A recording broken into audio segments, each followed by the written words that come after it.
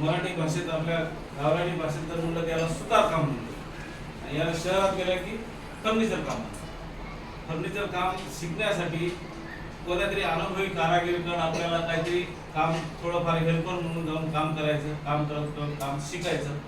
मग त्याला कसं काम करते त्याचं बघून बघून बघून एखादं काम आपण करायचं. आता याच्यातली काम करताना पहिल्यांदा आपल्याला मशीन चालवायचा अनुभव बसते. हळूहळू मशीन चालवायची ही, नंतर ही रंगा मशीन, ही कटर मशीन, ही कापायची मशीन आहे, याला कापते फ्लॉवर. पण हे माणसाला लागू शकते, जपून नाही पाहिजे. मशीन ही कापायची मशीन आहे, पण कापताना एवढं लोकांचं लाखो रुपये सामान लागते. एक शीट 3000 4000 शीट लागते. हिशोबशीर आपल्या हिशोबाने मापात कापायचं. कापल्यानंतर त्या माणसाचं नुकसान बी नाही झालं पाहिजे अशा हिशोबाने काम करावं.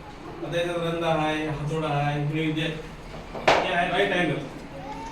कुठलंही कटिंग करताना हे महत्वाचं आहे, हे महत्वाचं आहे, हे टेप महत्वाचं आहे, कानाची पेन्सिल महत्वाची आहे. प्रत्येक वेळेस माप काय आठवण राहत नाही.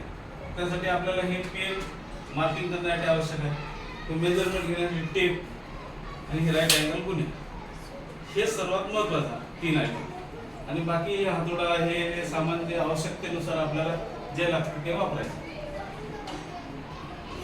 आणि फॅनच्या हवेखाली शांत जागेवर मस्त घरी राहते काम. असल्या उन्हात राबायचं नाही का, फक्त कलेला महत्व. ओबड काम केलं तर मग हे कामही टिकत नाही. आपल्याला काम चांगलं केलं तर आपल्याला या कामावरून हे काम बघून 4 लोक दुसरे बघतील. त्या एखाद्या 4 लोकांपैकी एखादा माणूस आपल्याला म्हणते आमचं बी काम करायचं आहे फर्निचरचं. मग तिथून आपली सुरुवात होते. तिथून अजून 4 लोक बघतील, तिथं अजून एखादा तरी भेटते आपल्याला काम. कामाला काम कामाला काम कामाला काम चालू होतं. पण फक्त एवढं आहे, प्रामाणिक जर काम केलं तर वर्षभर बी काम लागते, 2 वर्ष लागते, 12 महिने काम. धन्यवाद.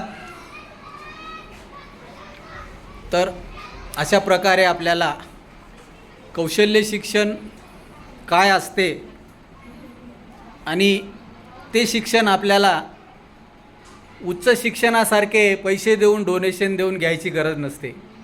तर हे आपण आपल्या कौशल्यातून आपल्याला ज्या गोष्टीची आवड आहे ती गोष्ट आपण आपल्या आवडीनं जर शिकलो तर आपल्याला यामधून आपला व्यवसाय निर्माण करता येतो आणि आपल्या कुटुंबाची उपजीविका भागवता येते. धन्यवाद.